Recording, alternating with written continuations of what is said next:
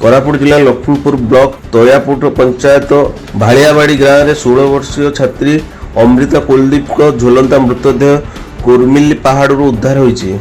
से लक्ष्मीपुर +2 विज्ञान कॉलेज प्रथम वर्षर छात्री थिले।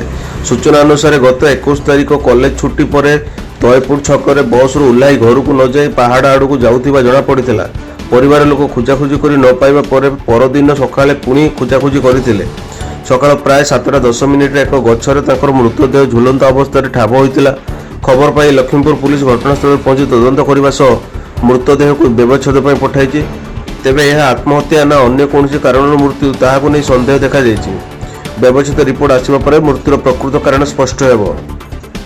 कोरापुट विजय कुमार कुलदीप को रिपोर्ट मो ओडिशा टीवी। को गाँ तयापुर।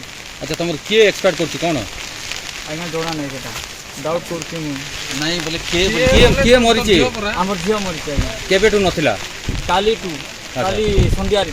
अच्छा बोले केमती देखलो कोन केमती जानलो कोन देखल बोले आमी घर को से गाँव रे जाई आसी आसी कोई बार को नाइ रे झियो आसी नहीं कुटी गला कि एबार धाई कर पळाइला भुई बोले कोई बार को मुई और सिमती सीधा सीधा पळाइ आसली। आसी कर देखुची अंधार हो गला। अंधार हो जेबा टाइम को सब लाइन सब खोजी खोजी खोजी खोजी आ सकाळे 5टारे आसलु 5टारे आसी कर सब खोजबार को ए बटके आसबार को एक जगह दिशा पड़ो।